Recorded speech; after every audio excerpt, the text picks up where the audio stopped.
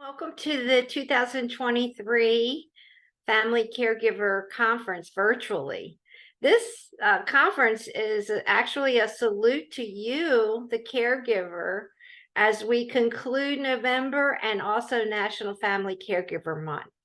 My name is Darlene Merkler, and I am an education and outreach coordinator with Inland Caregiver Resource Center. Just a few housekeeping items. You will not be able to unmute yourself, and that's just to avoid background noise. And if you're walking around or doing something weird, please deactivate your camera. And if you have questions, Dr. Trinh said that you could put those in the chat box and he'll try to answer those as they come in, or he'll answer them at the end. And this conference, as you just heard, is being recorded, and it will be posted on our YouTube site, which is Inland Caregiver Resource Center. So if you'd like to rewatch it, or you know someone who could benefit from it, they can see it there after today. And please stay until the end, because we have a great surprise for you at the end. We have some wonderful door prizes, so you'll want to make sure you stay until the end of everything, the whole conference, okay? And we want to thank our sponsors who made this possible, and that is Molina, IEHP. And for those of you who live in the low desert, we work with their storefront center, and also Scan Independence. They speak for us every month, and we have a great collaboration with them. November is Family Caregiver Month, and Governor Newsom did make a proclamation to that order. And I know the President of the United States and even the city of Riverside had done that also. So that's a wonderful thing to recognize you family caregivers, because you don't get recognition very often. So we're going to move on now to hear our keynote speaker, who is Dr. Trinh, and he is the Chief Medical Officer of both the Healthy Brain Clinic and the 360 Clinic. He's a board member for the Alzheimer's Orange County and a physician with Memorial Care and medical missionary with Tongue Out Medical Missions. He's a keynote speaker, best-selling author, and host of Health Talks with Dr. Trinh, which can be heard weekly on OC Talk Radio. Inland Caregiver Resource Center was on that show, and that was a lot of fun. So Dr. Trinh, I'll turn it over to you. Thank you so much for being here. Thank you, Darlene. All right. Hello, everyone. Good to see you guys on Zoom here. I'm going to open up my chat box here so that I can see questions and comments as they come in. And let's see. All right, type in yes in the chat box if you're able to, if you know how to use the chat box. So I want to make sure that everyone knows how to use the chat box. You can just type in yes, and that way I'll know that everyone is familiar with the chat box. Okay, very cool. So as I'm speaking, feel free to basically, comment or ask questions and things of that sort. I don't like giving one-way lectures. I normally give more conversational lectures so that you know what I'm talking about. By the way, if my face looked bright, it's because I'm sitting against the sun at my window. Does anyone want to know what my window looks like outside? There you go. Not your standard lecture, sorry. I'm going to spend the first half of our talk here to give most folks a basic background and catch you up to date with Alzheimer's, what it is, the science behind Alzheimer's, why we have it, what causes it. And then I'll spend, once everyone's kind of up to date, then I'll spend the second half talking about agitation and addressing that. Out of curiosity, how many of us here have seen a loved one or a patient who has dementia slash Alzheimer's and agitated before?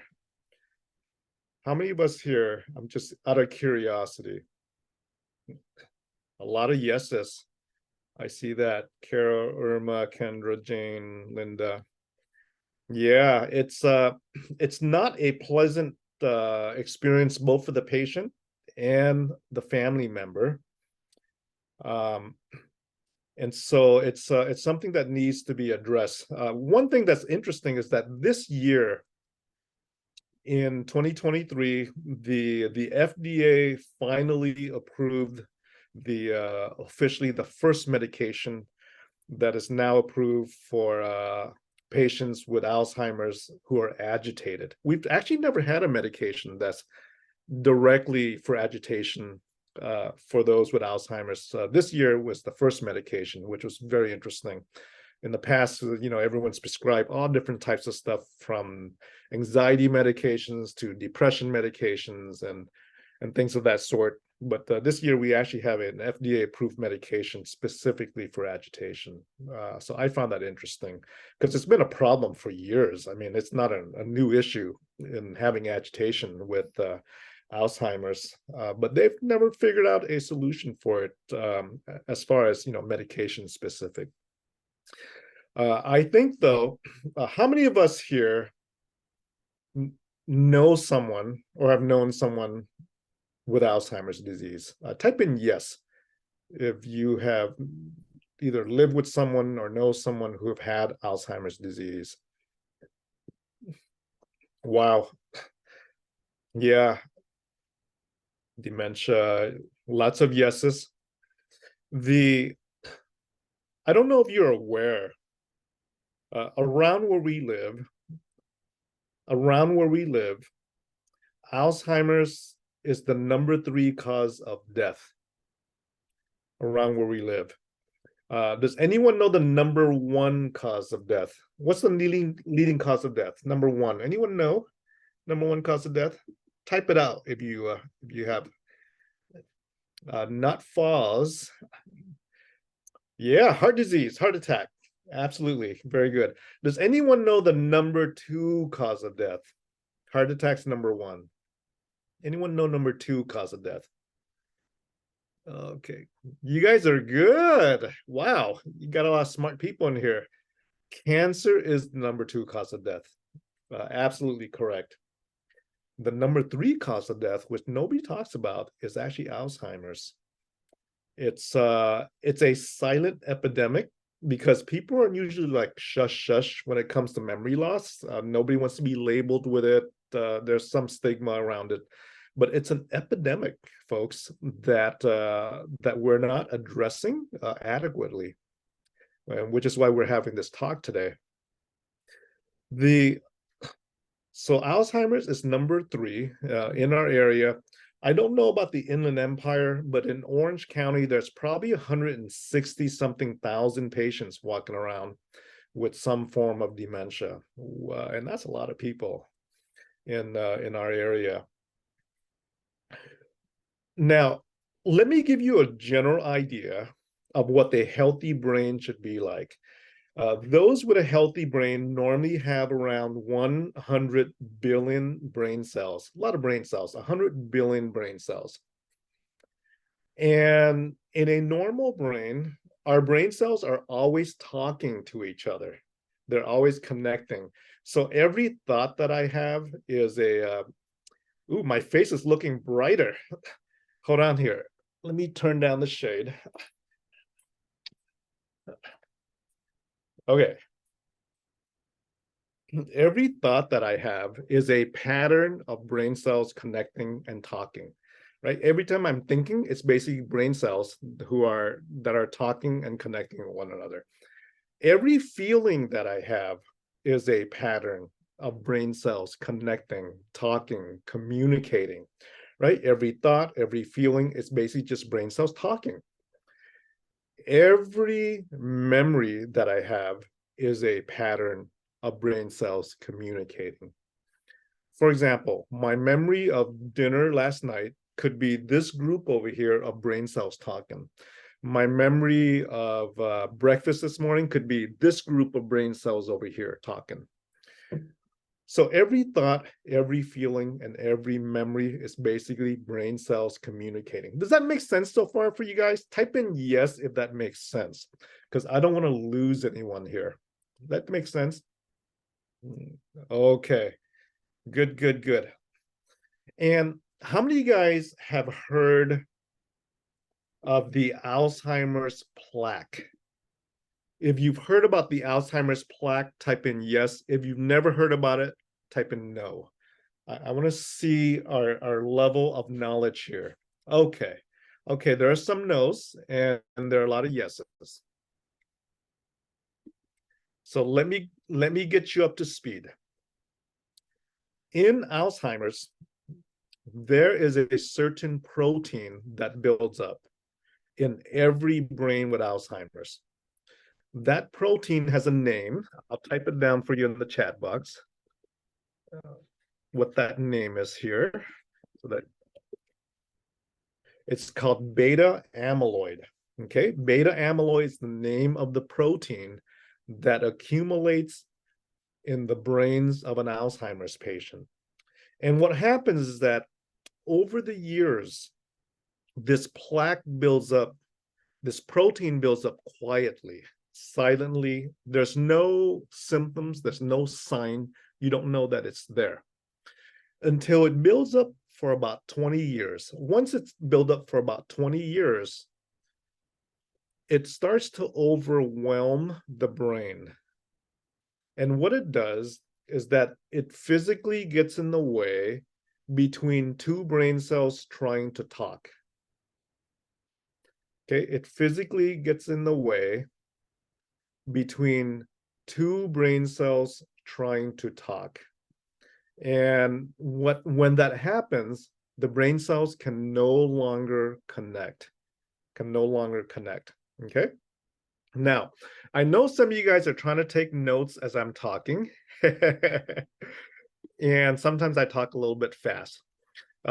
Just remember that we are recording this, and it's going to be later on YouTube. So you can go back and you can take notes later if you want, so that you're not missing anything. So don't be afraid that you're going to miss any information, because this is being recorded. Does that make sense, guys? We're recording it. You can watch it later and you can take as much notes as you want.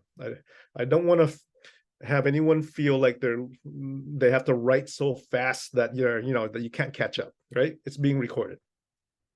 And so over 20 years of beta amyloid protein building up, as it builds up, it forms a plaque, right? And that plaque is what we call the Alzheimer's plaque.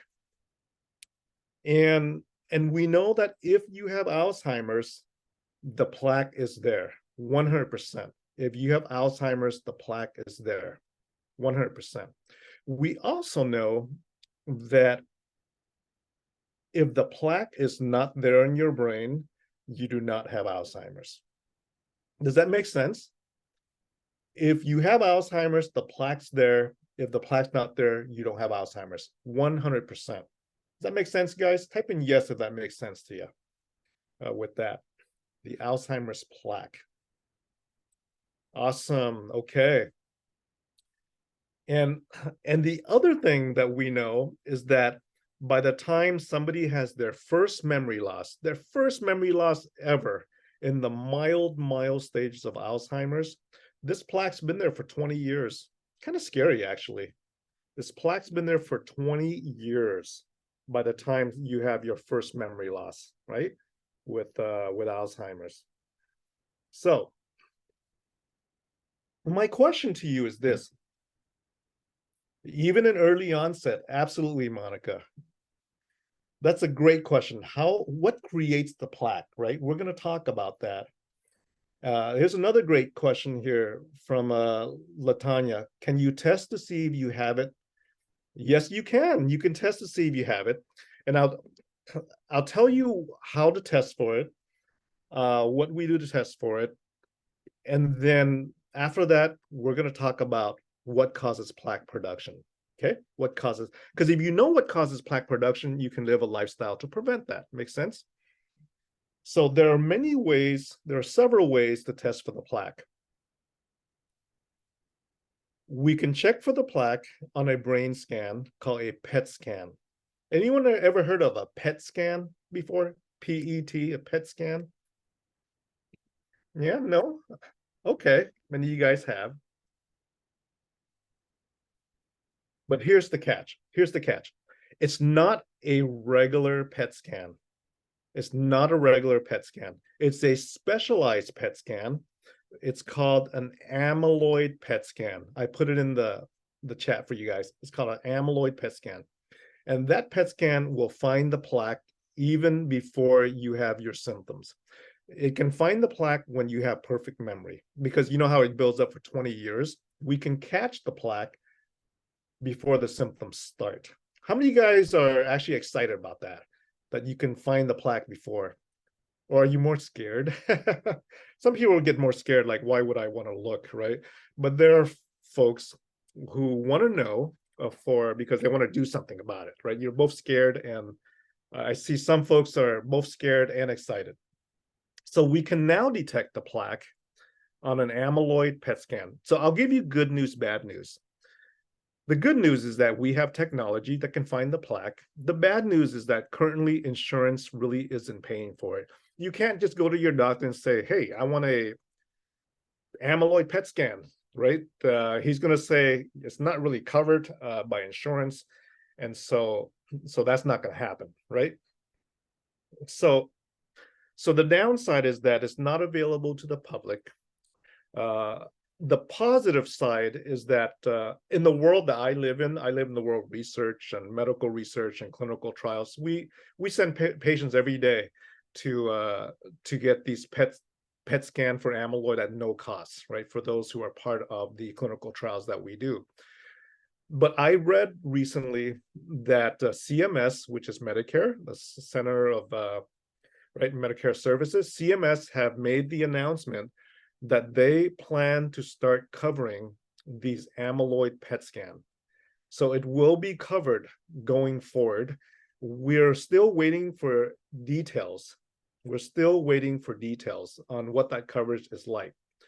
How much did it cost if you had to pay for it cash? Very, very expensive. I've heard somewhere between 5,000 to 7,000. They're very expensive scans. So a regular person can't just go and get it, right? We cover it in clinical trials because it's part of a clinical trial, but they're very expensive scans. But I'm letting you know that this will be covered at some point going forward. Right now, it's not covered even if you're symptomatic, right? So that's one way of detecting the plaque, the Alzheimer's plaque. A second way to detect the plaque is through a spinal tap. Anyone heard of a lumbar puncture? Lumbar puncture, spinal tap. We can stick a needle in your spine, take out some fluid, and look for the amyloid in there. So that is covered, but nobody wants to do it because nobody wants a needle in their spine, right? But that's covered. A third way to get it to find out is quite interesting. Blood tests.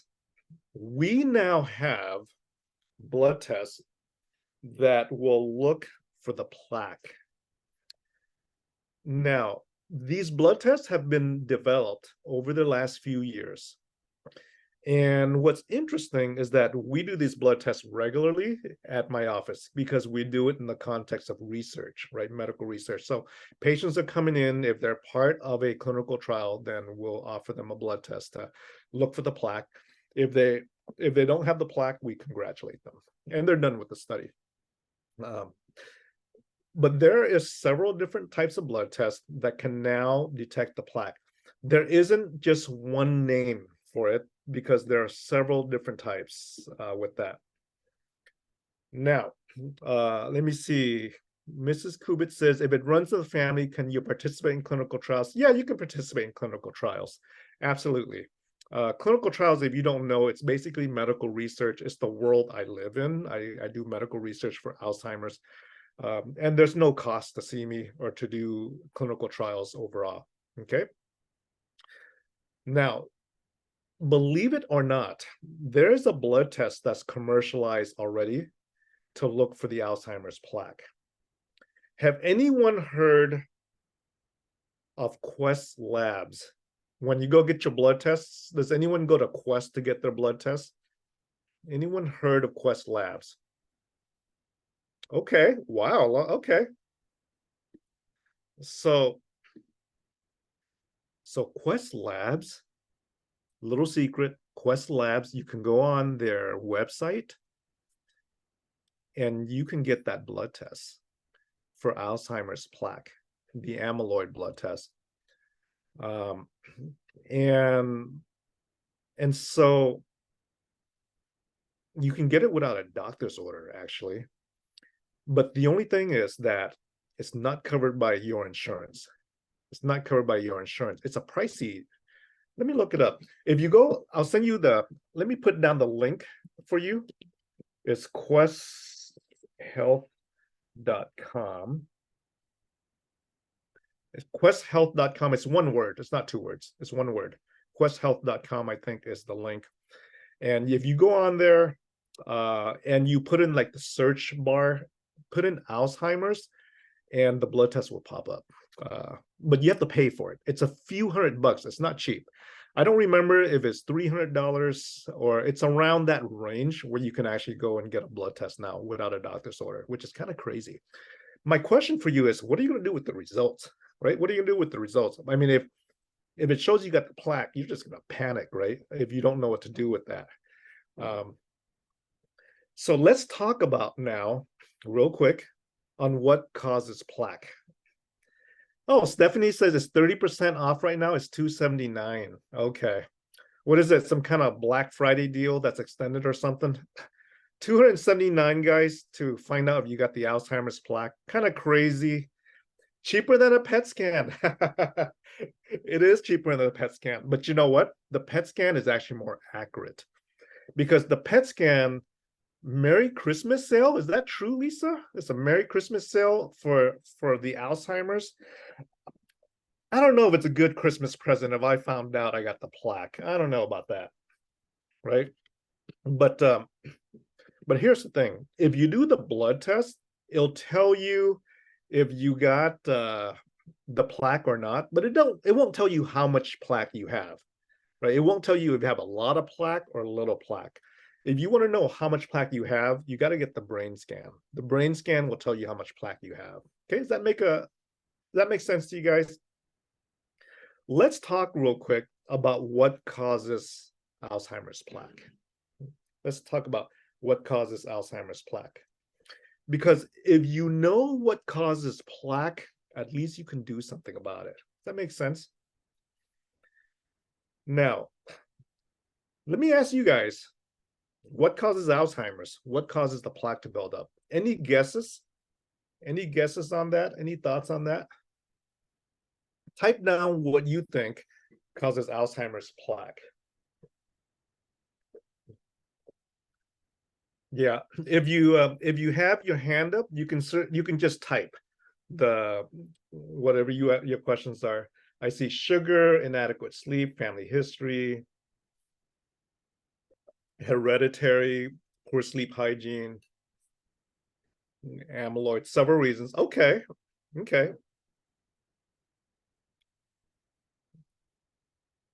It has to be diet because they have almost no dementia in the blue zones. Wow, Lisa. Yeah. You guys are smart. It's a little bit of everything. A little bit of everything. Is the plaque a protein? Yes, it is. It's the protein called amyloid. Amyloid.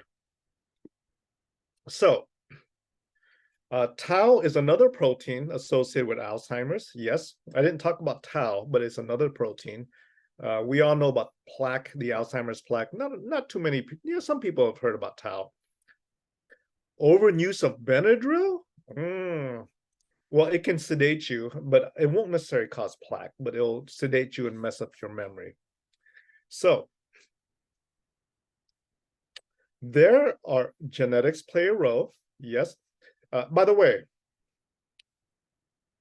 what is the name of the gene that causes Alzheimer's? What is the name of the gene? Does anyone know the name of the gene? I'm going to type it down for you guys here. You got it, Veronica. Yep, Lionel, yes. Tanya, yes. You guys got it. ApoE4. ApoE4. Now, the first thing you should know is this. There isn't one gene that causes Alzheimer's. There's over 70. There's over 70 gene areas that are associated with Alzheimer's. That's not just one. But the most popular one, the one that's linked to Alzheimer's the most, is ApoE4. That's the name of the gene. Anyone ever had their genetics test before? I'll tell you how you would know if you have the gene or not. Has anyone heard of 23andMe? 23andMe. Okay. Yeah. So 23andme.com. If you ever did 23andMe, what it is that they send you a kit and then you give some saliva, I think, you spit in it, you send it back and they'll test you for your genetics. The Alzheimer's gene, the ApoE4, is in that 23andMe. It's in there. Most people don't know it's in there, but it's in there. So if you ever done it, or if you're curious if you got the gene or not, do 23andMe. I think it's about $100 or something like that, and you'll know if you got the gene. But here's the thing with genetics: if you have the gene, it does not guarantee that you're going to get Alzheimer's. Okay? If you have the gene, it does not guarantee that you're going to get Alzheimer's. Why is that? It's because lifestyle plays a bigger role than genetics. Lifestyle plays a bigger role than genetics. Okay? If you don't have the gene, let's say you don't have the ApoE4, if you don't have the gene, it also doesn't guarantee that you're not going to get Alzheimer's, because lifestyle plays a role with that. Okay, so whether you have the gene or not, lifestyle plays a bigger role. Does that make sense to you guys so far? Type in yes if it makes sense. That lifestyle plays a bigger role than genetics. Great. Now,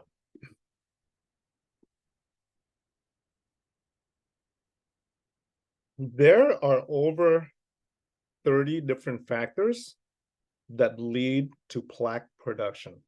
There are over 30 different factors that lead to plaque production. Okay. Now, rather than telling you all 30 plus factors, because it's a lot to write down, and plus, I don't remember all 30 either. My memory's not that great, right? So I'm going to categorize it to you into 3 different categories. Okay, so all these 30 different factors fall into 3 different categories. I call them buckets, 3 different buckets of Alzheimer's that collects, that increases your risk for Alzheimer's. By the way, I put this all in an ebook. If you guys want the ebook, anyone want an ebook, I can send them an ebook, all the information I'm sharing here. If you want an ebook, just let me know with that. And okay, I'll tell you how to, as a matter of fact, hold on here. If you want an ebook, I will send you an ebook. Let me put down my, this is my email right there. Just write down my email me and say, Dr. Trinh, send me an ebook, and I'll send it to you. Okay? I got my email in the chat right there. It's just my first name, Trinh, at alzoc.org. Alzoc stands for Alzheimer's Orange County.org. Okay? Then I'll just email me and I'll send you my ebook. Now, over 30 different factors. Okay? And it falls under 3 categories. Category number one is the circulation category, right? The circulation bucket. What does that mean? That means any condition that causes poor circulation to your body will also cause poor circulation up here and increase your risk for Alzheimer's. If I have 10 patients with Alzheimer's, right? If I have 10 patients with Alzheimer's,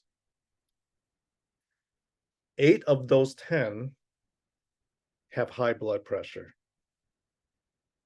High blood pressure is a circulation problem, right? High blood pressure is a circulation problem. If I have 10 patients with Alzheimer's, 4 of those 10 have diabetes. When we think about diabetes, right, we don't think necessarily about circulation, we think about sugar. And yes, sugar is toxic for your brain. But the end result of diabetes that's uncontrolled, why do patients with diabetics die, right? What kills a diabetic? Heart attacks and strokes. Circulation problem. The end result of diabetes is circulation problem, which is why if you're diabetic and if it's not under control, it increases your risk of Alzheimer's by 100%. You 2x your risk, you double your risk of Alzheimer's. Diabetics have double the risk of Alzheimer's compared to a non-diabetic. Make sense so far? Diabetics have double the risk of Alzheimer's compared to non-diabetics. Okay? So diabetes is under the circulation bucket because it causes poor circulation at the end. 10 patients with Alzheimer's, 8 of those 10 have high blood pressure, 4 of those 10 have diabetes, 3 of those 10 have heart disease, and many have high cholesterol. Because what does cholesterol do to our circulation? Clogs it up. Okay? So what's interesting is this. Those who have heart disease and the risk factors for heart disease, high cholesterol, diabetes, lack of exercise, obesity, high blood sugar, the risk factors for heart disease, they're the same risk factors for Alzheimer's. Heart disease and Alzheimer's share the same risk factor. Did you know that? Crazy, isn't it? Heart disease and so it may be why heart disease is number 1 and Alzheimer's is number 3, because they share the same risk factors. That's why they're linked as cause of death with that. So what that means is this: if you want to lower your risk for Alzheimer's, simply lower your risk for heart disease. Okay? If you want to lower your risk for Alzheimer's, simply lower your risk for heart disease. That's how you do it. Does that make sense for you guys so far? Type in yes if that makes sense. Okay, great. I see a comment about sleep apnea. Sleep apnea is a risk factor for Alzheimer's because when you have sleep apnea, you're not getting oxygen up to your brain, right? So your circulation's messed up, not enough oxygen. So absolutely. Monica says heart disease is also affected, caused by adversity, including racism. Yeah, well, stress in general, right? With that, it all contributes to that. So that's a circulation bucket. Bucket number 1 is a circulation bucket. Bucket number 2, okay? Bucket number 2 is the inflammation bucket. Inflammation bucket. Let me ask you this. Is inflammation good or bad? What do you think? Type down in the chat box. Is inflammation good or bad? Inflammation bucket. It sounds bad. I see both. Can be good short term for saving life, horrible long term. Cool. Smart. Yeah. So what is inflammation? How do you define inflammation? How many of you guys have ever had the flu before? If you got the flu, what is one of the first symptoms of the flu? Anyone know? What's one of the first symptoms of the flu? Fever. Absolutely, Jane. Jane says fever. Malene says fever. Yeah, you're right. Did you know that fever is simply inflammation? Right? Inflammation is when your immune system recognizes a bad guy and it tries to fight it. So in the case of the flu, the immune system sees the flu virus and then attacks it. When the immune system is fighting against the flu virus in the battle, the byproduct of this battle is called inflammation. Inflammation is the byproduct of your immune system fighting something bad, right? Could be the flu virus, could be COVID, could be a bacteria, could be a mold, could be a toxin, anything that should not be there, your immune system attacks. And in the process of the attack, inflammation is created. Does that make sense to you guys so far about inflammation? Type in yes if that makes sense, because I don't want to lose anyone. Type in yes if that makes sense. Okay, cool. Right? Most of you guys got it. And so having a fever is simply inflammation, right? It's your body fighting against the virus. It gets inflamed because of the attack. A fever is just simply inflammation. No big deal, because this fever is needed to fight the infection. But what if you had the fever every day of the month? Is that good or bad?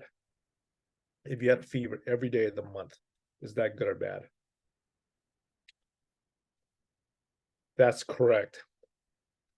So what's bad, guys, is long-term chronic inflammation. Chronic inflammation is not good. Right? That's what's bad. And I can pretty much tie, if you name me any diseases in the world, I can tie most of it to inflammation, believe it or not. And you'll see how it's linked. So for example, your lungs, what are some conditions of the lungs? What are some lung conditions? Anyone know? Some diagnosis of the lungs. All right. Asthma, yeah. Asthma, COPD, yes. Asthma is simply inflammation. Your immune system does not like what it's exposed to. So it secretes inflammation that causes mucus production that causes you to start wheezing. Emphysema is inflammation of the alveoli sac, or COPD, same, inflammation of the alveoli sac. Absolutely. Bronchitis is simply inflammation, right? Inflammation of the bronchial tubes. That's bronchitis. Okay. So as you can see, just with your lungs, you got you got emphysema, you got COPD, you got asthma, you got bronchitis, all inflammation induced. Pneumonia is inflammation, except it's not chronic. Nobody has chronic pneumonia, right? With that. So that's inflammation, just from the lungs. What about your GI tract? What are some conditions of the GI tract? Anyone know? GI tract conditions. Type out some conditions of the GI tract. IBS, yes, irritable bowel syndrome. Colitis, right? Ulcerative colitis is simply inflammation of your large intestine. Crohn's disease is simply inflammation of your intestines. Diverticulitis is inflammation of the diverticula. Heartburn or GERD is inflammation of the stomach and the esophagus. Absolutely, all inflammation induced. Are you guys seeing a link here between inflammation and diseases? Pretty scary when you think about it, right? And that's the GI tract with that. Okay, what about your skin? What are some skin conditions? What are some skin conditions, guys, that you can think of? Eczema, yes, eczema is inflammation of the skin. Psoriasis is inflammation of the skin. Dermatitis is inflammation of the skin. Acne is inflammatory. Absolutely. So even the skin, all these conditions are inflammatory. What about your joints? Arthritis, right? Skin is the largest organ. That's right. Rheumatoid arthritis is inflammation. Rosacea is inflammation. Osteoarthritis is inflammation. Fibromyalgia, inflammation. Gout, inflammation. These are all inflammatory conditions. Pretty crazy when you think about it. Are you seeing a link between inflammation and diseases here? Myositis, inflammation. Nail fungus is a fungal infection, right? Are you seeing a link here between inflammation and diseases? Arthritis is inflammation. What do we call inflammation of the brain? Does anyone know? What do we call inflammation of the brain? Does anyone know? Any guesses?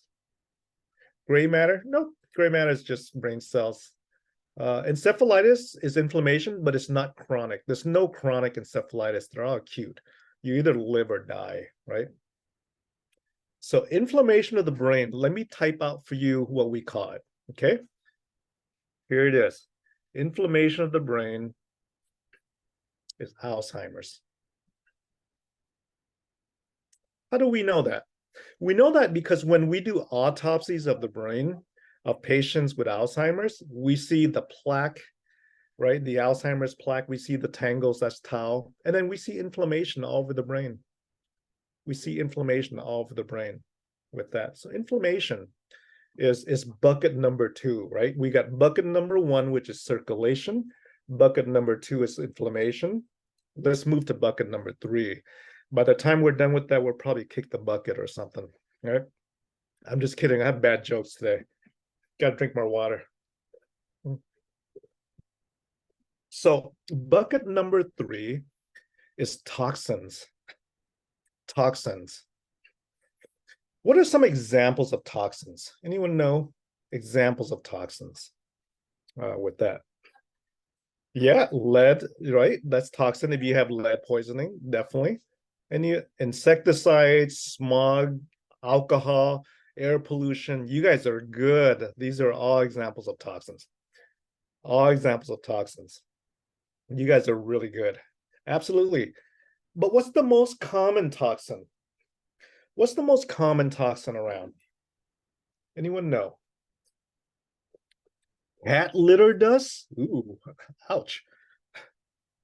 Pollution? Yeah, that's pretty. The most common toxin, guys, is the food that we eat. It's the food that we eat. Scary. So, how many of you guys are like me where you enjoy a medium rare steak? Anyone enjoy medium rare steak? Type in yes if you do. Any steak eaters here? Regina, Stephanie, Jazz. Okay. Rarely? Okay. Well, okay. I got my medium rare steak group here. Oh, Marlene likes just medium. Got it. Okay. Lisa has a reaction to red meat. Okay. Rebecca prefers well done. All right. So if you like a medium rare steak like I do, when you're eating your steak, are you just eating a steak? And Carrie likes it rare. Ooh, ouch. Are you just eating a steak when you're eating your medium rare steak? Why do you say no, Jane? Why do you say no? What else are we eating? Ah, Jane says eating what the animal ate. That's very true. That's very true. So what if the cow ate grass and the grass was sprayed? Right? Monica says, yep. What if the cow ate grass and the grass was sprayed? So now you're not just eating a steak, right? You could be eating pesticides. You could be eating herbicides, insecticides. And what about what we pump into our cows? What do we pump into our cows, guys? What do we pump into our cows? Anyone know? Hormones, yeah. We pump hormones into our cows. And we do that so that the cows can get bigger and fatter and juicier, right? So when Regina says she's going vegetarian, okay. So when you're eating your steak, you're not just eating a steak. You got hormones, you got pesticides, depending on what the cow ate, right? What about antibiotics? Don't we pump antibiotics into our animals so that they don't die, right? So that they don't die. So when you're eating a medium rare steak, you got antibiotics, you got hormones, you got pesticides. Do you see what I mean when I say toxins? Do you see what I mean when I say toxins in our food? Right? And so what's happening is this. In your bloodstream, right, as the steak is digesting, into your bloodstream is floating antibiotics. Into your bloodstream is floating pesticides. which came from the steak. Into your bloodstream is floating growth hormones and hormones. Your immune system is sitting there, and it's like your immune system's in your blood, right? And it's sitting there, and it's like, what is that? It's seeing the hormones, it's seeing the antibiotics, it's seeing the pesticide. What does the immune system do when it sees something that shouldn't be there? What does the immune system do when it sees something that shouldn't be there? It attacks it. Yes, yes, Harminer. Yes, Kendra. It attacks it. Yes, Jane. It fights it. Yes, Merlene. Yeah, the immune system is fighting these things. And in the middle of the fight, right? What is the byproduct of the fight between the immune system and the junk? Inflammation is the byproduct. Inflammation is the byproduct. Every time the immune system fights something, it creates inflammation. And I've linked for you inflammation and Alzheimer's, right? I've linked for you inflammation and Alzheimer's. What I'm really saying is that we are eating ourselves to our diagnosis. Alzheimer's is the #3 cause of death, not because of genetics, is because we are eating ourselves to our diagnosis. The food we eat, how we live, how much sleep we get, how much stress we have, that creates inflammation. Does that make sense to you guys so far? This is all lifestyle when we're talking about Alzheimer's, right? It's all lifestyle when we're talking about Alzheimer's. It's kind of scary when you think about it. And overeating, fasting is important. Yeah, I'm a big faster. I'll do a lecture for you guys on intermittent fasting sometimes. I give like 1-hour lectures on it with that. So you all have now a background of what causes Alzheimer's. You all have learned about the plaque that grows up. You all have learned about the fact that there are 3 buckets of things, many categories that lead to the plaque production. You are aware that we can find plaque now on a PET scan, on a blood test, right? Quest Lab is offering that.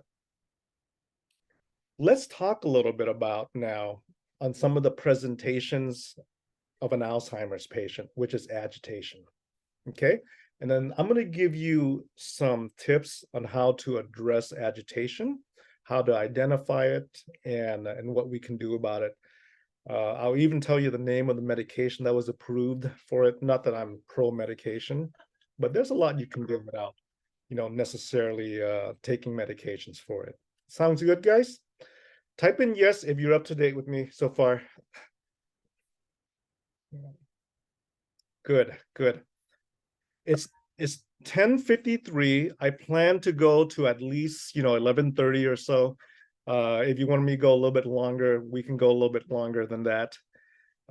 Let's do this. I know that when I talk for about an hour, people start to fade off a little bit, right? Because when you go to hour number 2, you start to fade off mentally. Let's take a 2-minute break, right? 2-3-minute break, stretch a little bit, get a little snack, and then that way we can do part 2 and we're a little bit more refreshed. Sounds good? All right, take a 2-minute break and then we will come back and chat some more. That way I'll get you refreshed for the next session, to what we'll talk about agitation.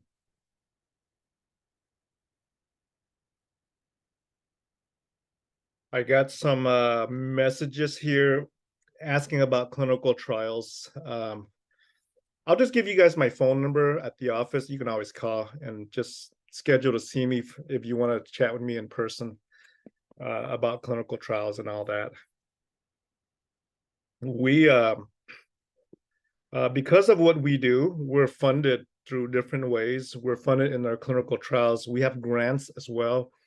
And we're funded to a point where we can actually provide no-cost transportation for folks to who want to come and discuss about their memory concern or get a free memory test at no cost. So I know a lot of you guys are out in the Inland Empire.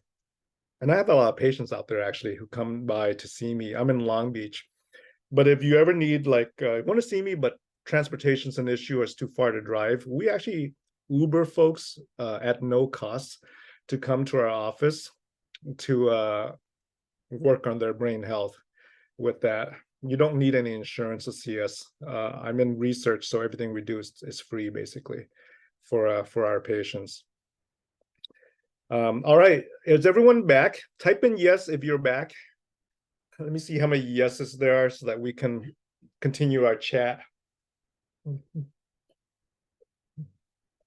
Woohoo, that's a lot of yeses. Okay, great. It looks like everyone's back. Awesome. So, agitation in patients with dementia, and especially Alzheimer's. What percentage of patients with Alzheimer's experience agitation? Does anyone know? Take some guesses. What percentage of patients with dementia or Alzheimer's experience agitation? Anyone want to guess what percentage that is? Ooh, 100? I see 35, 75, 140, 3. Oh, it's all over the board. So, wow. Lots of good guesses here. So the answer is greater than 50%. Greater than 50%. Good job, Lisa. Hard to go wrong with that, huh? Greater than 50% of patients with Alzheimer's experience agitation. And my question to you is this: what is agitation? How do you define it? What is agitation? How do you define agitation? Any thoughts on that?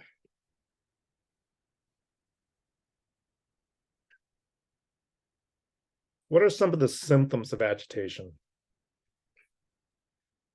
What are some of the symptoms of agitation? Okay.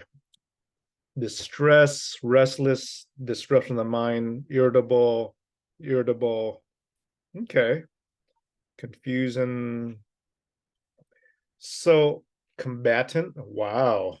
Some of you guys have probably lived this, I'm assuming. Preoccupation, argumentative, anger. Okay. So when we talk about agitation, it is uncontrollable repetitive movement. Yes. When we talk about agitation, there are 3 categories of symptoms. 3 category of symptoms. Okay. You guys ready? Category number 1 is, let me type it down. I'm going to type it down for you guys. Category number 1 is verbal agitation. Verbal agitation. Verbal agitation could be screaming, yelling, being loud, or it could also mean being repetitive. Same questions over and over and over and over, repetitive, right? Verbal agitation. So it could mean, it doesn't mean they have to be mean. It doesn't mean your loved ones or your patient with verbal agitation have to be mean. It just means they're overly excited, right? And oftentimes they are mean. They're angry, they're upset, and things of that sort. So verbal agitation, but it also could mean repeating yourself over and over and over, right? Excessively. Verbal agitation. Does that make sense to you guys so far? Does that make sense? Verbal agitation.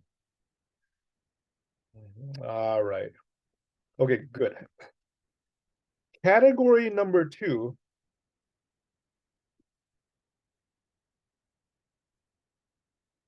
is physical agitation. Physical agitation is category number 2. Okay. Anyone want to give me some examples of what physical agitation is?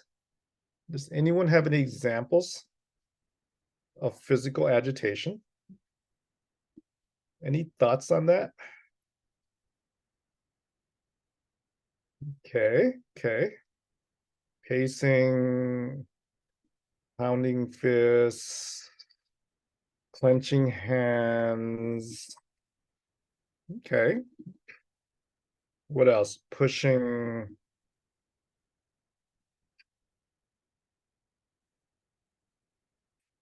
Picking at a blanket? What?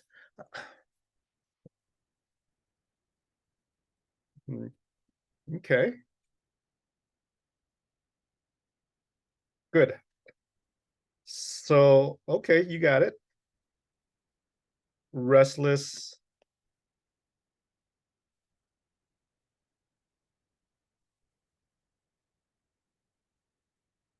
Okay, great. You guys got it. Now, category number three. Category number three, I'm going to type it down.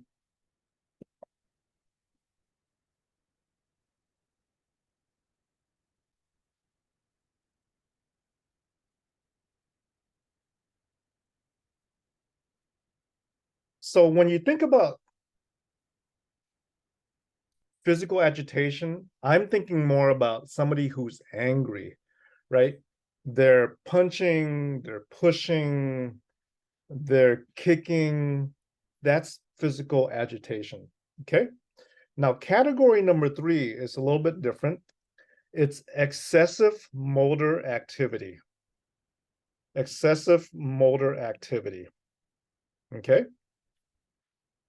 So excessive motor activity means pacing, walking back and forth. Okay. That's one reason for excessive motor activity with that. Uh, excessive motor activity could also mean being restless. Excessive motor activity could also mean wandering, right? So that's excessive motor activity. And many of us don't think about that, right? As far as being agitated. But that's a little different than physical aggression, because physical aggression means somebody is actually aggressive. They're kicking, they're hitting, they're throwing things. Do you guys see the difference between physical aggression and excessive motor activity? Do you see the difference? Type in yes if you notice the difference between that. Good, because they are different, right? They are different with that. Let me give you some common examples of what we see in an agitated patient with that. Is it progressive? Is this a progressive list or just types? Just types. Just types.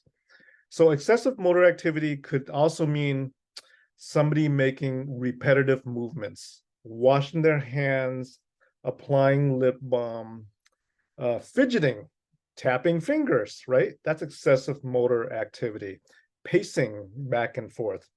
Okay. Restless leg syndrome, somebody who can't sleep at night because they're always moving and pacing and things of that sort, right? That's excessive motor activity.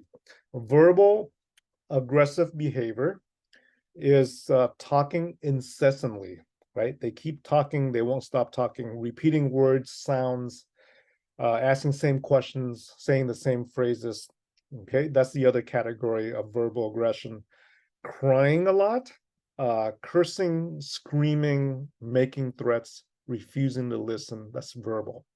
And then physical aggression is shoving, pushing, kicking, slamming doors. Anyone see folks slam doors, right? Who go through this anger phase of their Alzheimer's. So those are the three different categories of what we'll see with that. So why is it important to address agitation? Okay. Question here. Does the third category include when something wants to go outside, leave where they are, wanting to go into a different place, wanting to move forward? Yes. Yes, the need for stimulation. Absolutely. The need for stimulation. So here's a few things you should know about agitation. Why should we identify agitation and why should we treat it? Other than for the mental health of the caregiver and the patient. What are some other reasons that we should identify and treat agitation? Does anyone know? What are some other good reasons to identify and treat agitation? Besides besides for peace of mind, for safety, for harm self, can be unsettling, can hurt self, preventing self-harm, risk of falls. Excellent, guys. You guys are good. Communication to guide them. Yes, yes, yes, all yeses.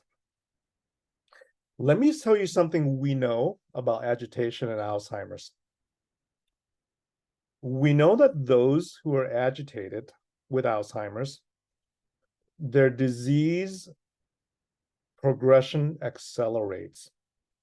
The rate of Alzheimer's disease progression speeds up when you are agitated. Kind of scary, right?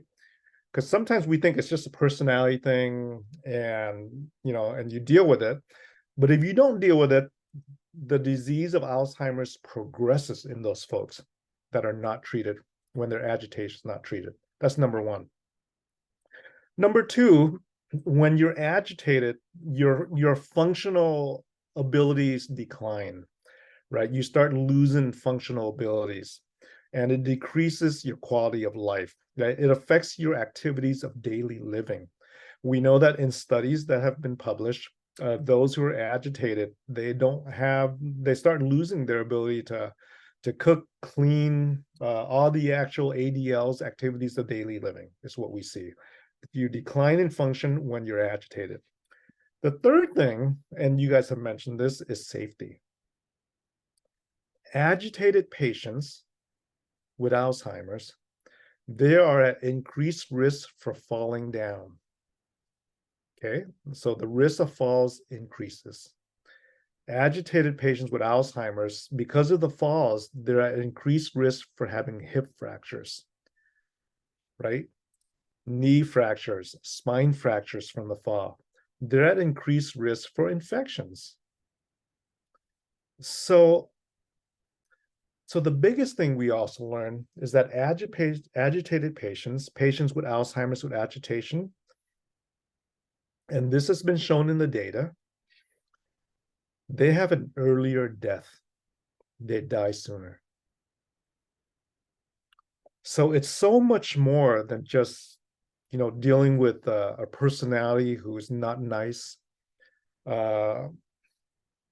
TBIs, traumatic brain injury, is so much more than just dealing with agitation, because a patient who's agitated, who is not getting treatment for agitation, their disease progress, they lose functional decline, right?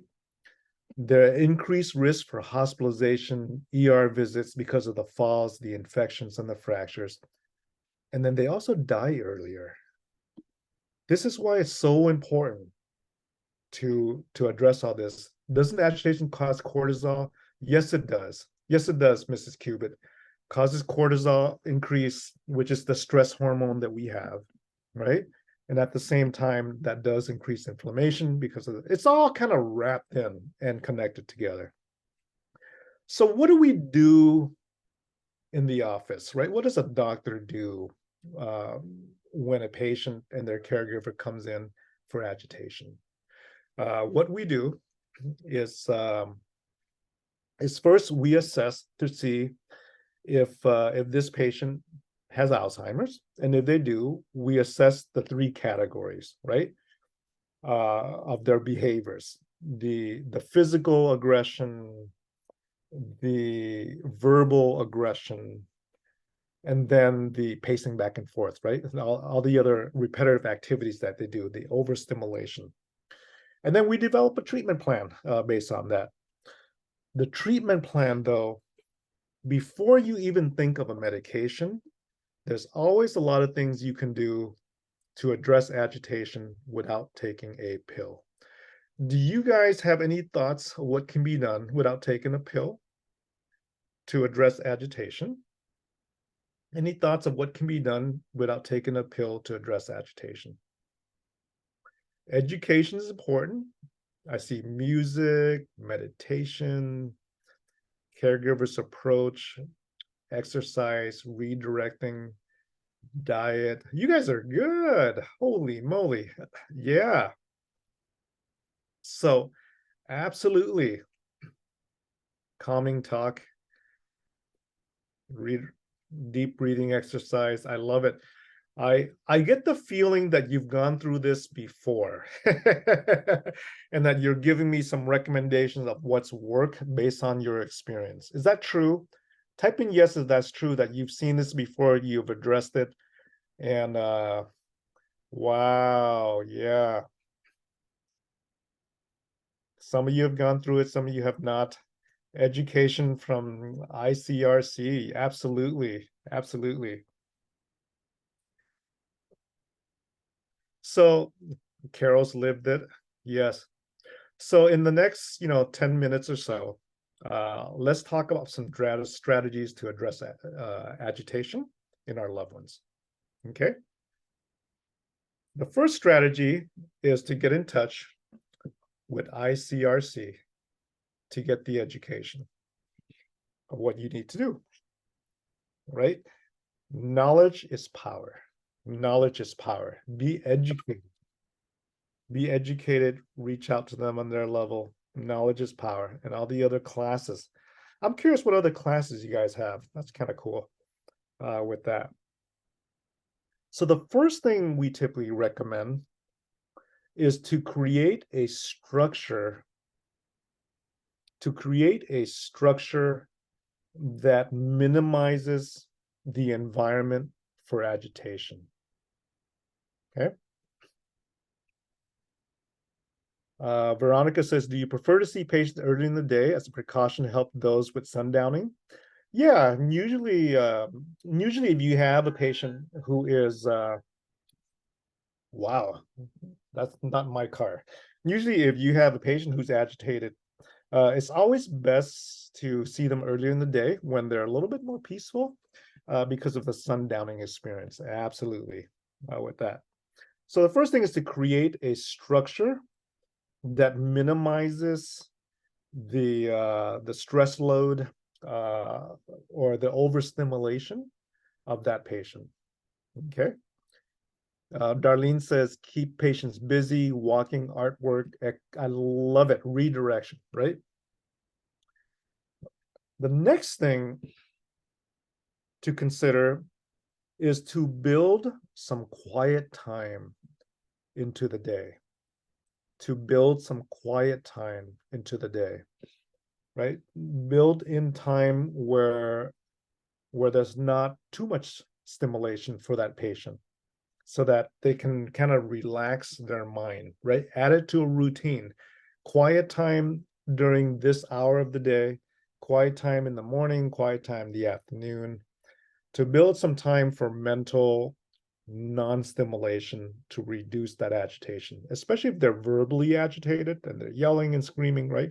You want some quiet time with that. Carrie says it's tough when they insist on TV being on all the day. Yeah, I know. TV is like a filler, right? It's a filler when there's quiet. Some people want the TV on, some people sleep with TV on, and things of that sort. It is tough. If you got the TV on, turn it on to some relaxing show, or don't watch like The Walking Dead, right? Not a recommended show, except for myself. So build some quiet time to the day. Another thing you can do is gentle touch, right? Gentle touching. And you guys have already mentioned this, soothing music. Soothing music. That could be classical music. That could be their favorite music. Christmas music's the perfect time, right? With the holiday here. Speaking in calm tones, absolutely.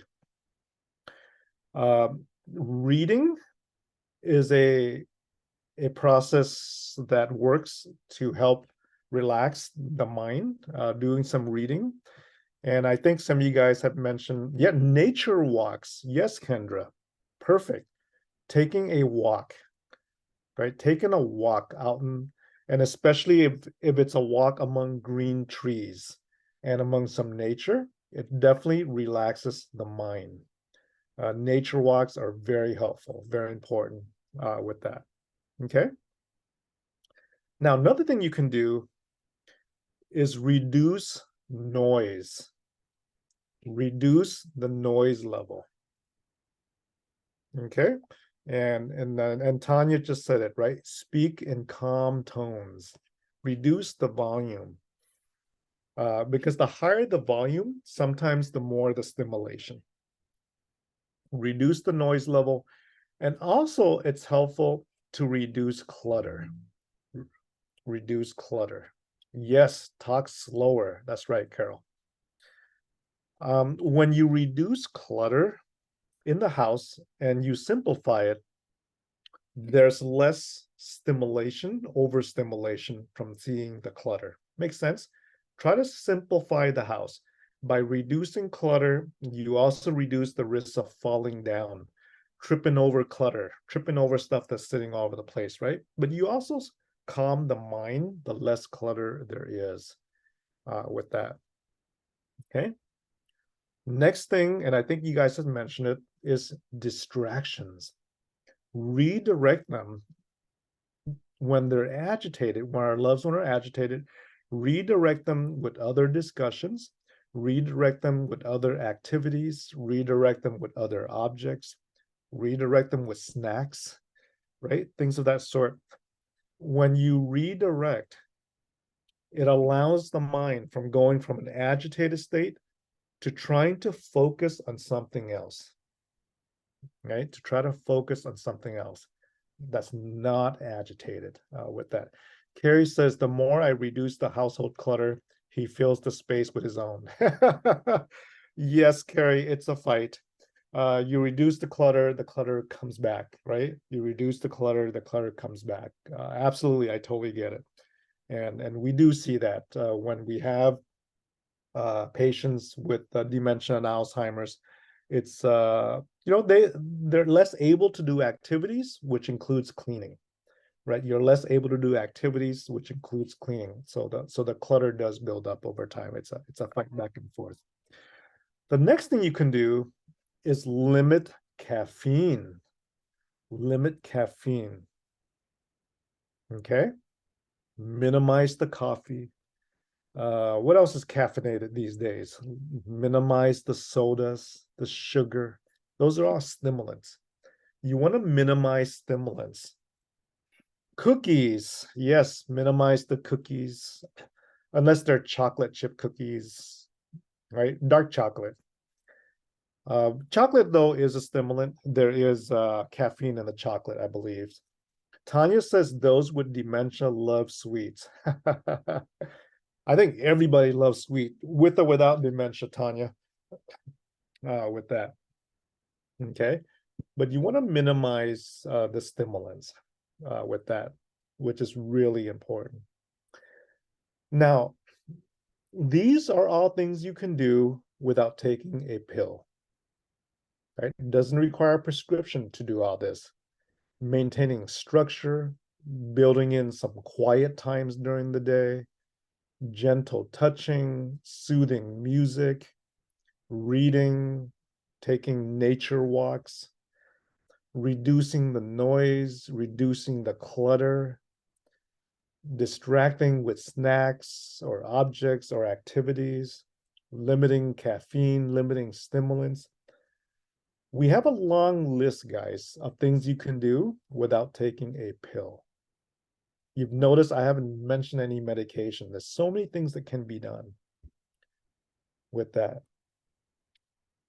Tanya says joining in their reality reduces agitation. I love it. So true, right? Sometimes our patients with Alzheimer's, they're in a different reality. They think they're somewhere else, right? They may be at home, but they may think they're at the beach. They may think they're at another home. They join in their reality. Just have that discussion. You're there, I'm there too, right? If you're at the beach, I'm at the beach too, even if you're not, right? Join in their reality rather than confronting, right? Rather than confronting them. It's easy to confront. it's easy to confront our loved ones who aren't in their reality and to try to talk reality into them. It's not going to work. Don't confront them. Don't try to talk sense and reason when their reality is over here, because it's not going to work. I have seen it, right? We have all seen it. What it does is that it increases stress, it increases arguments, it increases fighting, and it increases reality. I mean, it increases agitation, right? When you try to confront, you're only increasing your loved one's agitation. So join in their reality and then redirect the conversation to something different, right? Redirect the conversation to something different. Absolutely, you don't have to be right.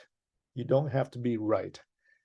Even if you know you're right, for the sake of your loved ones, just join their conversation and redirect that conversation with that. Okay, guys. So those are some of the things we can do specific to agitation. What I will do now, though, it's like 11:24 here. Why don't I stop here? Does anyone want to know my office number? I can give you guys my office phone number. You want to contact me for questions or concerns. Hold on, I gotta look up my office number. My memory's bad. I don't know let me see here. Okay, my office phone number is 562 area code 562-606-5999. I'll put it down in the chat for you. 562-606-5999. I'm in Long Beach.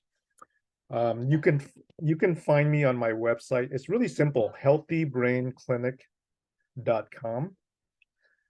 Let me see. healthybrainclinic.com. Yeah, we offer, free, you can see me at no cost. Don't bring your insurance or anything of that sort. If you want a memory test, I'll be glad to do it. We do memory tests all day for patients. If you want to chat about clinical trials, we can chat about it. It's completely, voluntary for those who are interested.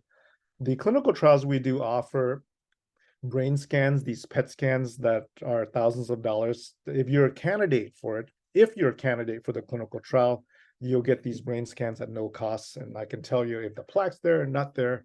The reason we do these PET scans and the research is because the medications we use in research is designed to remove the Alzheimer's plaque that builds up. That's the whole goal. But you can't really just cure Alzheimer's by removing the plaque. You got to live the lifestyle. You need to live a lifestyle that reduces inflammation. You need to live the lifestyle that that helps with circulation, that reduces toxin and all that. Carrie says, are there new medications? Absolutely. There's new medications. Kathy says, what is the name of the new medications for agitation? Let me write down the agitation medication first. That's FDA approved. First FDA approved medication for agitation due to Alzheimer's. I'm going to type it down here. That's the name of the medication, Resulti. It's the first FDA approved medication this year for agitation due to Alzheimer's. Side effects of Resulti or side effects of the brain stuff that removes the plaque. Well, we can chat all about that in the office if you want details. There's side effects to everything with that. But if you wanted to contact me and have a consult with me, just call my office. We provide Uber for those who don't want to drive at no cost. We're funded to do all these things, to look for a solution for brain health.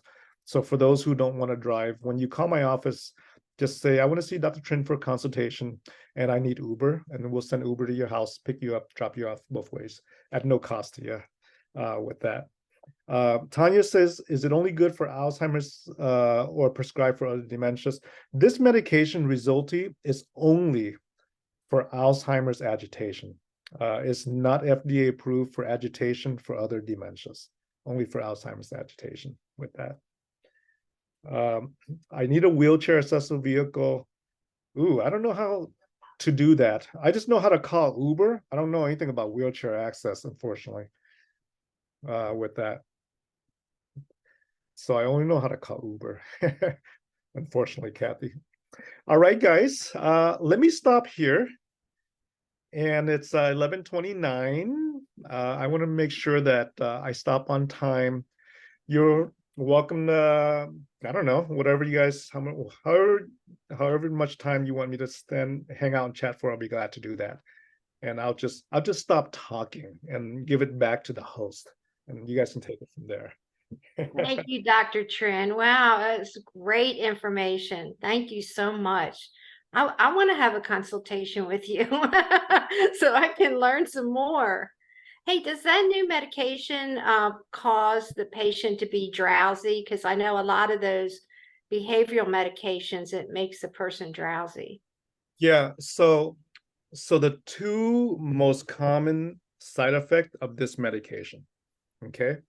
The Resulti is what I'm talking about, this new FDA approved medication. There are a number of side effects, but I'll tell you what the two common ones are with that. Let me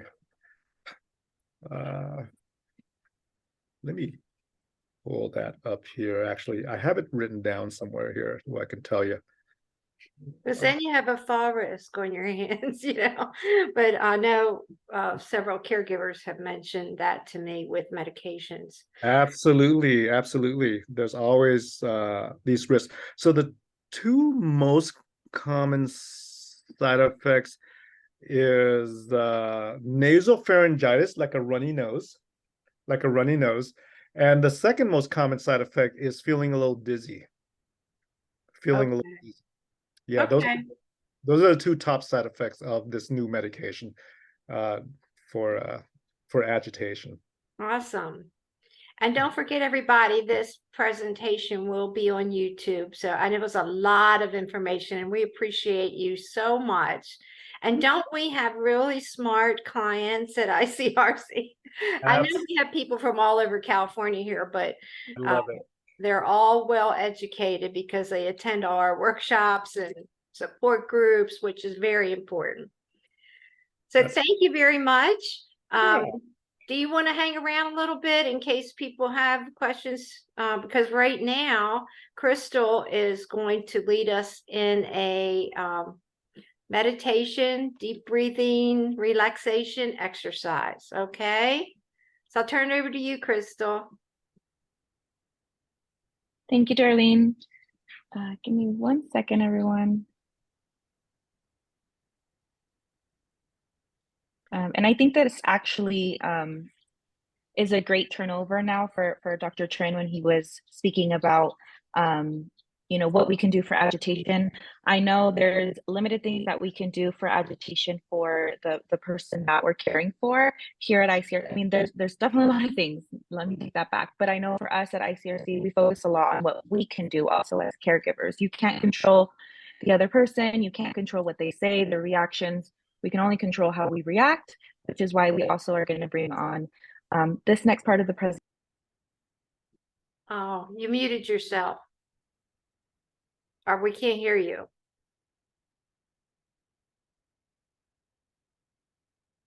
This looks like you're muted unless you have your phone on. I have my phone on too. Can you guys hear me now? Yes. Okay. Sorry about that. So let me share my screen. This is going to be a breathing and relaxation exercise. It's a short exercise. Usually this is when we're agitated, when we're frustrated. This is the best time that we want to do these breathing and relaxation exercises. So why is breathing important? Dr. Trinh mentioned it a little bit earlier. That breathing is circulation of oxygen and blood. Where is the oxygen going? where's the oxygen going? It's going, it's in our bloodstream, it's in our oxygen, and it's in our oxygen. It's everywhere. Specifically, it's going to the brain. We want that oxygen and that blood flow to go through the brain.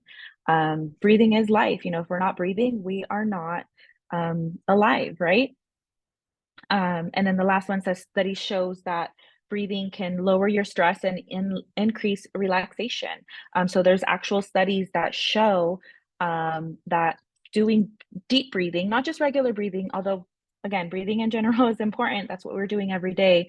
But the deep breathing and the mindfulness of how we're breathing releases different hormones in our body. Our cortisol level, which is like our stress levels, can also be reduced.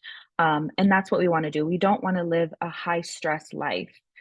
So breathing is very important, not just for the first one up there that says, living.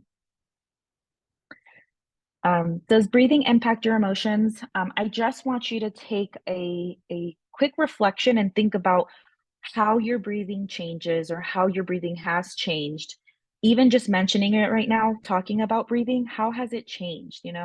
What about when you're sad? When you're sad and you're crying and you're just, you're frustrated and you're maybe another emotion, you're angry, sad, all of them. How does your breathing change? I always give the example. I have a 6-year-old niece, and if she doesn't get her way, she'll start crying. But I know that that's also her age, and her emotional intelligence is not at her peak yet. But when we're crying, if you're really crying, those breaths usually are a little bit shorter. They're very shallow, and they can be quick, shallow breaths that are very shallow. Angry, worried. When we're happy, we're going to talk a little bit about laughing and how it also impacts our breathing. But what about when we're happy and we're laughing? Usually our breathing, if we're just happy, like regular, usually we're more relaxed. It's the more relaxed breathing. It's, more natural. If we're laughing and we're having, a good time, sometimes it can be a little hard to breathe. I don't know if you guys have ever breathed or laughed so hard where your diaphragm, you're using your diaphragm, your abs, it feels like you did a whole ab workout. I've seen studies that show actually that laughing has a similar impact of like physical exercise. The last one that I have is pain. How does pain impact our emotions? I have never had childbirth. I've never gone through childbirth, but I heard it's very painful. But even in childbirth, they have a specific, Lamaze breathing. You inhale twice and then you exhale through your mouth. So Lamaze breathing, they do, different hospitals, different doctors actually do like preparing the mother and breathing and different, childbearing exercises. I don't know what they're called. But there's different exercises, preparing the mom for that pain of childbirth.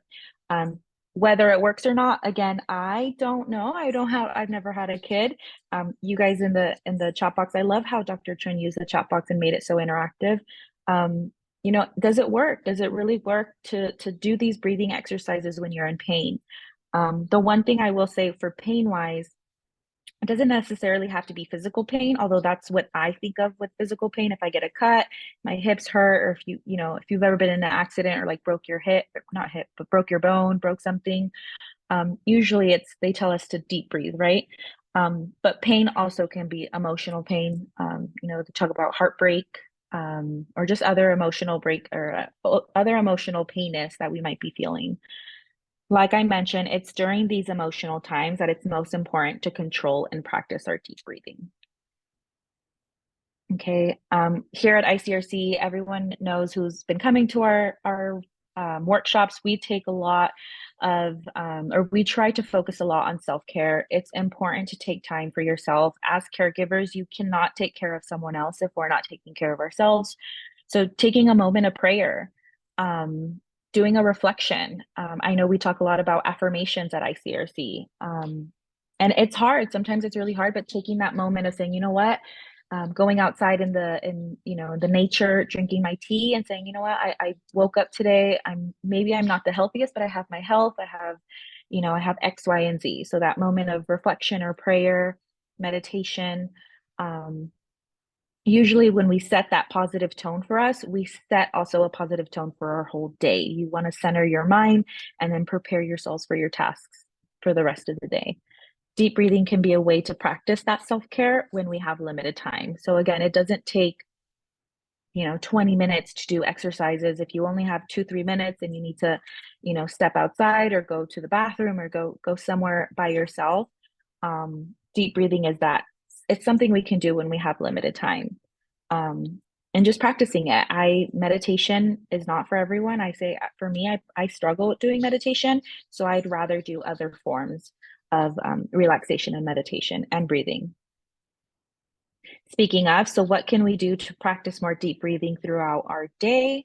I put it into 4 different categories. There's way more, but if I sit here and talk to you guys about all the forms, all the practices of deep breathing, I would be here all day. So I'm only going to cut it up into the 4 different ones. So physical activity. Oh gosh, this isn't something new. Again, we talk about all the presentations that we go to. Even today, we talk about how important it is to have physical exercise, and then you're eating, right? What is it that we're doing when we're doing physical activity? We're breathing. I'm pretty sure you don't notice your breathing is off until you're struggling, right? So whether you're sleeping, you have sleep apnea, whether that's when you went up the stairs and then all of a sudden at the top of the stairs, you're like, oh dang, like that was that was a little harder than I anticipated. But it's during those physical activities that we do it, even if it's just a walk around the block, parking a little bit farther if we're going to the grocery store. We want to stimulate our breathing. We want to practice that deep breathing, and we want to do it more often, right? So physical activity, anything that gets even our heart rate and then our lungs working. I mentioned a little bit of laughing. Laughing, what is it that we're doing when we're laughing? It's just deep breathing, and for the most part, when we're actually laughing, it involves that deep breathing, which is our diaphragm. We end up actually using that diaphragm, and when we use it so much is when it actually starts to hurt. You feel like the soreness of it, and that's what we like. That's what we want. That means you're actually using your lungs, you're using your diaphragm, and you're taking um, those deep breaths into your lungs and into your body. Usually, if you have not participated in one of our in-person conferences, or we actually do it occasionally in some of our Zoom workshops, we do a practice that's called laughter yoga. Some people call it laughter therapy. I don't know if anyone's heard of it or participated in it. The idea of it, I believe, started in India. I am not certified as a laughter therapist or a laughter yoga instructor. I think you have to go to like Switzerland to get certified. But I have seen it on YouTube. It seems fairly easy, and the concept of it is just that you're supposed to fake laugh until a real laughter comes out. And speaking of, your mind actually doesn't really know the difference. When you start laughing, it stimulates that we're laughing, we're having a good time. Same as the concept of like a smile. So even if you fake a smile, your body reacts to it and it'll release those endorphins and those dopamine hormones. So laughing is good for you. And again, when you're laughing, you're using your lungs. So that's what we want to do. We want to laugh. If laughter yoga is not for you, because so the concept of laughter yoga is you fake it. So you have a group of people and then we start laughing, and it's a fake laugh that will ultimately create a real laugh, a genuine laugh. But if you're like, no, I don't want to do laughter yoga, watch a TV sitcom that you think is so funny. Go to a comedy show, go hang out with friends and have a good time. Anything just to stimulate that laughter. They say laughter is the best medicine. Like I mentioned, that actually when we're laughing, we're breathing and we're circulating again that oxygen and blood throughout our body. Most importantly, we're circulating that oxygen to our brain. So that's what we want. We want to keep those oxygen and blood levels going throughout our body. Similar to laughing, very similar to laughing is singing. I absolutely love when I'm in the car and I'm driving and I hear, or I look over and I see the person next to me, they're just jamming out and they're singing I don't know what they're singing, but they're having, the best time. From the studies that I've seen or from, some of the workshops that we've done also and some of the, different information that's out there. Memory, with your memory, music is actually a very important part with any form of dementia. Usually memory, or the memory of music, is not just in one part of your brain, it's all over your brain. And that's why people say, you know, if you do have someone, if you're caring for someone with Alzheimer's or another dementia, and you put on a song that's like 20 years ago, and it's their favorite song, usually they'll pick it up. They'll pick it up and they know the lyrics, they know the beat. And it's like, what the heck? Like, that's a 20-year-old song. How do you know all the lyrics? So music therapy is also important, not just for the memory, but again, in this aspect, for our breathing. You know, opera singers, they don't just wake up the next morning and, you know, they're professional opera singers. It's practice. The lung is a muscle. And so you're breathing, you're deep breathing, and you're practicing that lung muscle. Which ultimately, all of these can result in some sort of like meditation. If ultimately you don't want to do physical exercise, laughing or singing, any other form of meditation, even just going to nature and sitting there, you know, like I said, sometimes it takes 2 minutes. You go to your front yard, sit down, have a cup of coffee, and, you know, just sit there, be mindful of where you're at. So you can do mindfulness really, or meditation and mindfulness, anywhere, you know, at any time that you think is possible. Most importantly, again, when you're frustrated, when you're agitated, when you're scared, or you're angry, it's during those heightened emotions that you want to take advantage of. Let me control my emotions. Let me control my breathing. Okay. I get asked a lot, well, what is the correct way of breathing? So how do you breathe correctly? There's no real way or correct way to breathe. However, there are recommendations. So the most common one is to inhale through your nose and you exhale through your mouth. So you inhale and then you release. You do want to act or not pretend, but you want to be mindful to breathe in with your belly, so your stomach area. That's where your diaphragm is at, and not your chest. So your chest is very superficial. That's what we do every day without even thinking. At night when we're sleeping, we're breathing. During the day, you know, at all times, we're usually breathing with our chest, which is very superficial. For deep breathing, just imagine that your stomach is a balloon, or there's a balloon in your stomach. You want to fill it all the way up with air. And then not the most important, but a very important part, is completely releasing or exhaling all of that breath that you took in, all of that oxygen. So ultimately, you do want to do what's most comfortable. If for some reason physically you can't, you know, inhale through your nose or exhale through your mouth, just doing what's most comfortable for you. Okay. Just a reminder, everyone needs personal time. So remember to take time out for yourself. You're definitely worth it. And we are going to practice one relaxation exercise. Okay, so give me 1 second and I'm going to bring up an exercise. I usually just go to YouTube.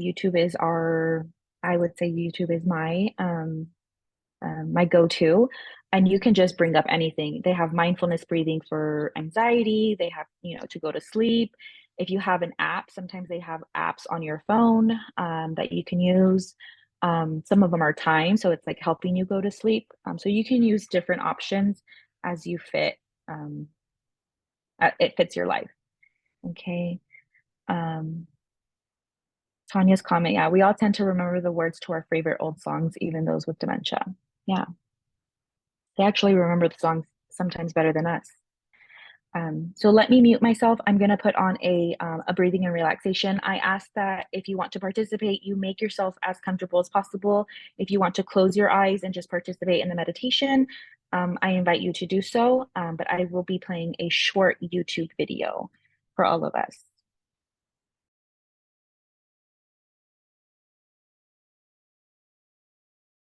Classroom, or sit comfortably, whichever your teacher prefers.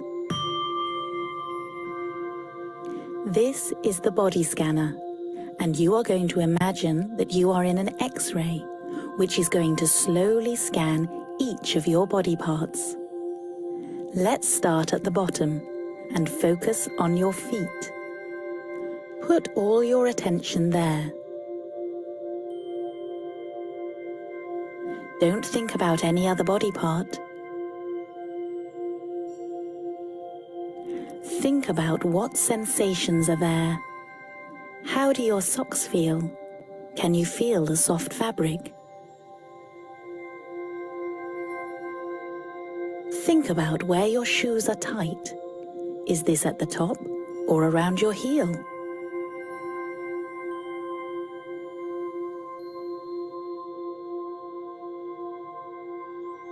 Now the scanner is slowly moving up your legs. Think about how your calf muscles feel.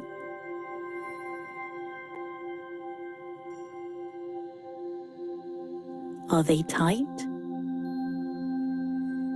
Is anywhere sore?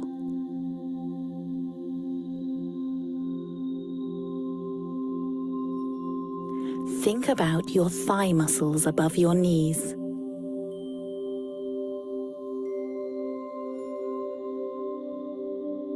They might feel tired if you've been doing a lot of running. If they do, that is fine. Don't be annoyed by this. It is not a bad thing. Just recognize how they feel and accept it.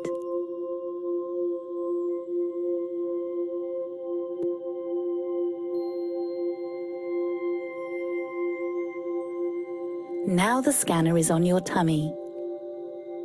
Is there any rumbling there? Can you feel your food being digested? Be open to any other feelings or sensations there.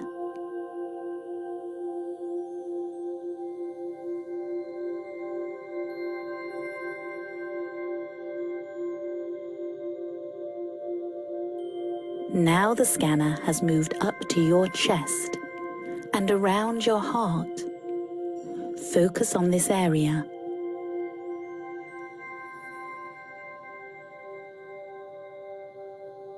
Think about what you can feel there.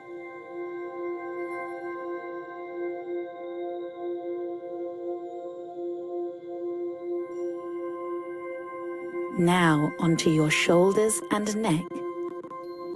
Is there any tingling there? Any tightness?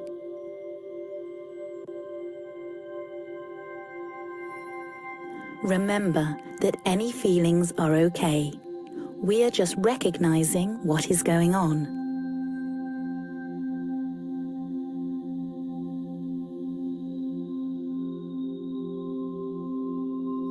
The scanner is moving over your face now.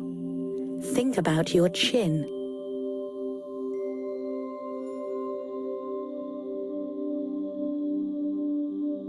Your lips.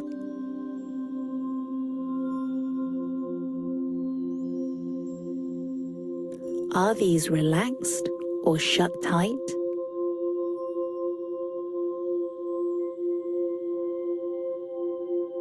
Your cheeks.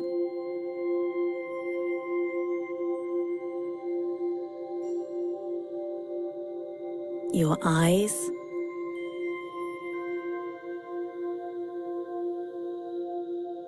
Your forehead.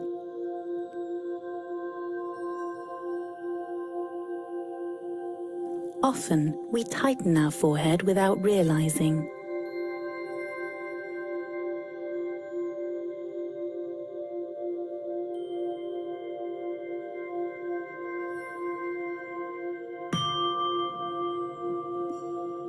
Well done.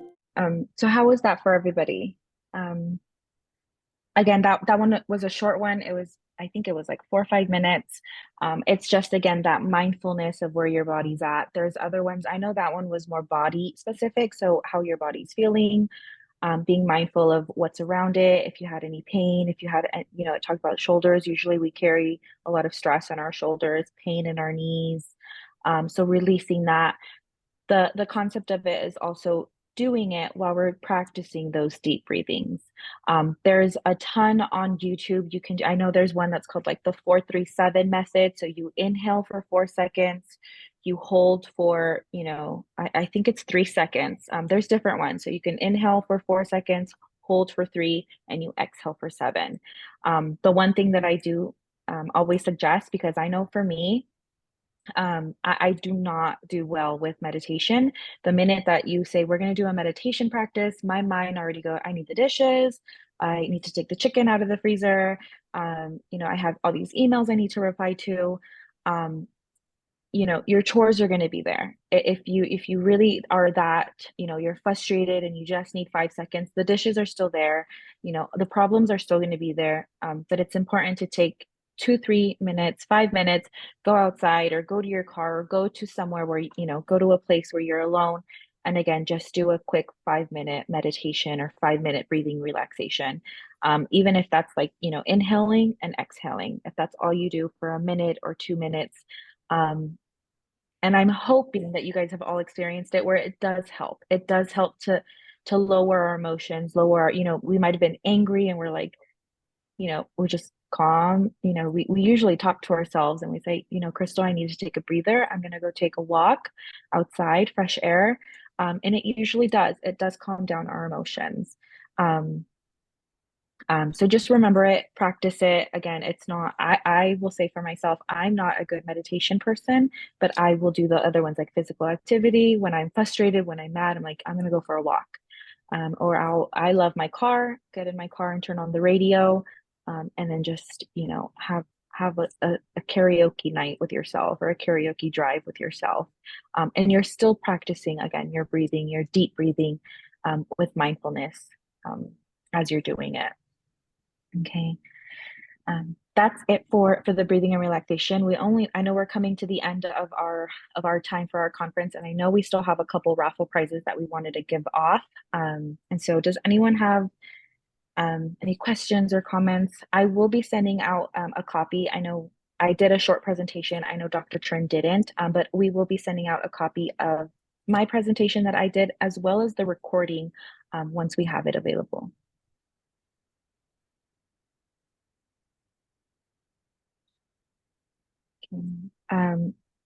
Darlene, do we want to do the raffles? So we do have, I wanted to thank we our want it, sponsors again, though. Is right? that okay? Yeah. Just want to mention again, I think in the beginning I said Molina IEHP. They're two different agencies, and we do collaborate with both of them quite a bit. Molina IEHP and Scan Independence. So how are you going to do the raffle? I'm excited to So, so we have 5 different raffle tickets with us. I have everyone's name in a like, I don't know what it's called. It's a spinner. So I'll share my screen so you guys can see that I'm not picking the names just by who I like the most. It's a fair win. We have Tender Heart in-home agency. They're located in Victorville. They actually sponsored all of our we had an event yesterday in Spanish, and they sponsored all of our raffle prizes. So we have a total of 4. There's 3 Stater Brother ones for $25, and then we have one that's, can you see it? A $25 one for Shell. So I will be doing these 4, and then Molina gave us a gift basket. That one is at the office. And so whoever wins the gift basket, I'll have to arrange with you. We can see if we try to mail it or if we can pick it up. It's pretty big, actually. These ones we will mail to you, though. So whoever is the winner, I will be mailing them to you, and we'll get them in the mail. Thank you. Thank you, everyone. have a happy holidays if we don't see you. Yeah. And happy National Family Caregiver Appreciation Month. Today is the last day. Mm-hmm. Thank you, everyone. Bye.